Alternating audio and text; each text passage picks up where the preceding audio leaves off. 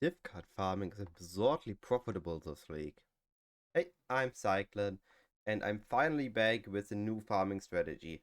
I apologize for the long silence on my channel. I didn't have the best league start. I've gotten sick. I'm still a bit sick, so I might going to cough a bit during the video. If I can mute myself fast enough, I will do that. But it's not the best healthy state, but mental state is fine, and I've had a lot of fun farming strategy, and I would have run even more maps if I wouldn't have gotten the lucky drop that I've gotten. But anyway, that's grabbing ahead.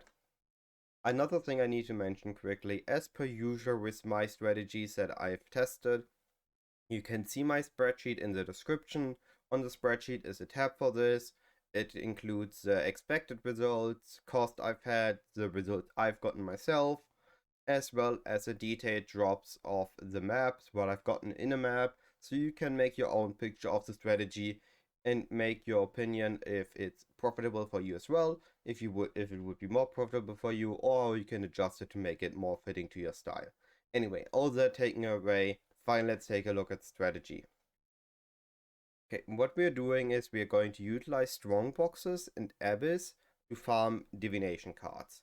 The main source obviously is the strong boxes, and the secondary source we're going to be the abysses, which are absolutely busted this league, just giving so many enemies. It's good for filling the delirium bars, it's good for getting divination cards, it's good for getting rares. So that means those can drop scarabs, those can drop fractured items. So I got even 3 mini currency explosions, so everything only giving chaos. So those are, I think, not the way to go, but still getting a ton of scarabs with this. I think I made about 5 designs with scarabs, just absurdly good. And also you can round up the strategy with Breach or Harbinger based on the map. If you're running Crimson Temple, Harbinger is going to be better, but if you're running Defiled Cathedral, your build needs a bit more space. Breach is going to be good. In my case, I use Caustic Arrow, I run with Breach, I run Defiled Cathedral, because I needed the space. I didn't have enough space in Crimson Temple to dodge. But if your build is something like Spark or Kinetic Blast, Crimson Temple with Harbinger is going to feel better. And we're going to round up the strategy with Delirium.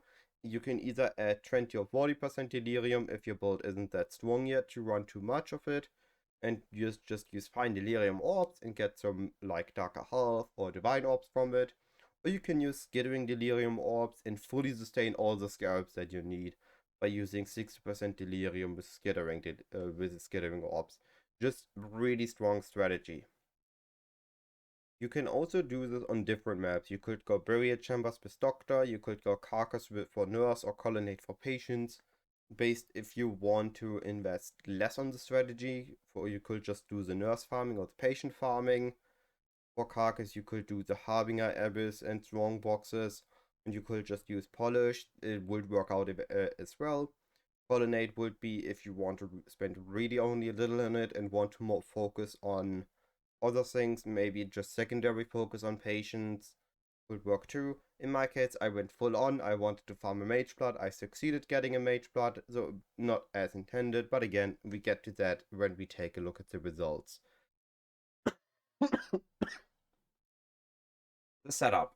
We are going to use 2 additional Strongbox Sextant and a Enraged Strongbox Sextant, giving the Strongbox enemy 500 quantity with a Gilded Ambush Scarab, just filling them up with the strong boxes, the main source of our divination cards. Then we're going to utilize Abyss with the Gilded Abyss Scarab and the additional Abyss Sextant to have huge abysses in the maps. It's going to spawn so many enemies, filling the Delirium bar, getting us the rares as mentioned, and then filling also our inventory with divination cards. And then, as already mentioned, we can use Breach or Harbinger based on the map, just using the Gilded Scarab as well, and then the Sextant for it to round up the strategy. You also want to have some magic finding on your gear. In my case, I used 2 rings, Ventor's Gamble with 9 quantity. I used a Perfect World Greed's Embrace with 15, Zardima's Touch with 10, and Goldworm with 20. And then I used Abyssal Leash, giving me 5 quantity, giving me to 68 quantity, and could have been up to 70. Now, of course, you could go with even more. You could use the shield, you could use the amulet.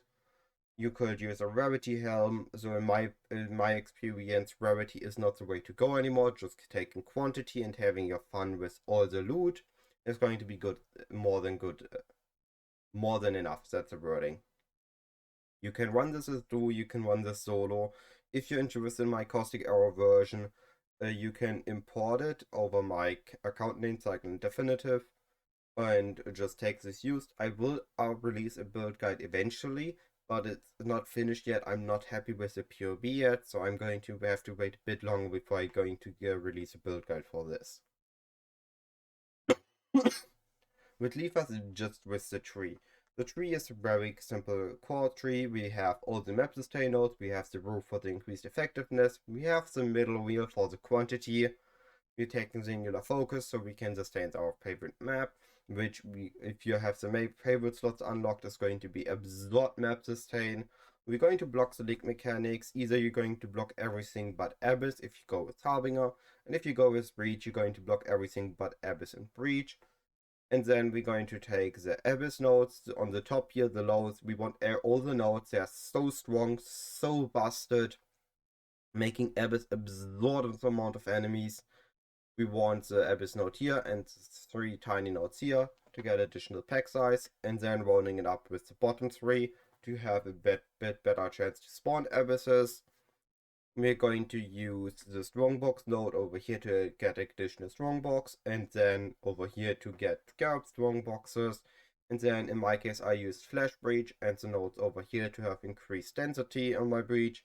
You could also don't go for breach as mentioned, instead go for harbinger here. Take this notable and guarantee a harbinger with this, and you're good to go as well. In my case, I went with the Eat of World influence. I think it's better for the strategy because you can just say, okay, I'm going to focus on just running the map first, getting all the altars, and then doing the league mechanics. And if you kill the boss very quickly, most altars are going to give you quantity, and the downside is very easy to negate it with just using Purity of Elements, as most elements you do are reflected to you, zapped ground, chilled ground, you're ignited, just stuff like that, which are easily ignored by using Purity of Elements, which makes Eat of Worlds, in my opinion, for quantity-based strategies better. But of course, if you want to, you can also use the Exarch, just have a good fire and chaos resistance. And that gets us to the cost of this. I spent about 14.5 divines in the current divine rate. I actually spent 3.6k chaos. I spent it 2 days ago, but with where divines were a bit more expensive, so I think it was overall better for me with the divines dropping now because the results is going to be worth more. But regardless of that, I spent about 3.6k chaos.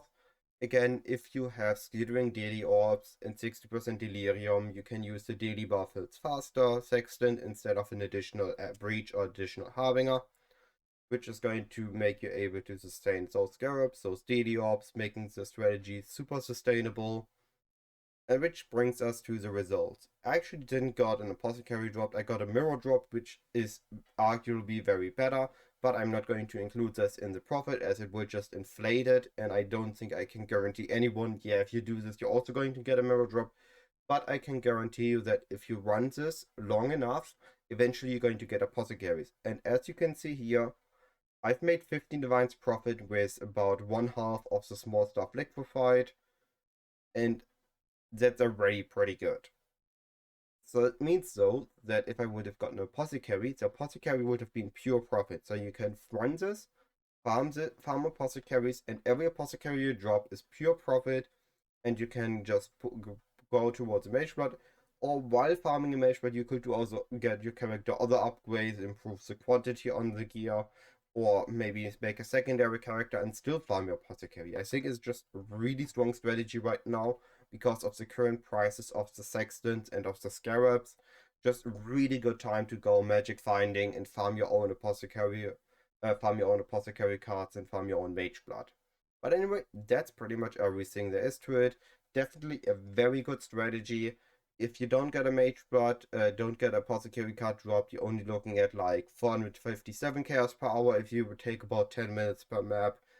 But if you are going to get Apothecary drop, you have easily made your money and then some. Anyway, have a wonderful day and hopefully see you in the next video.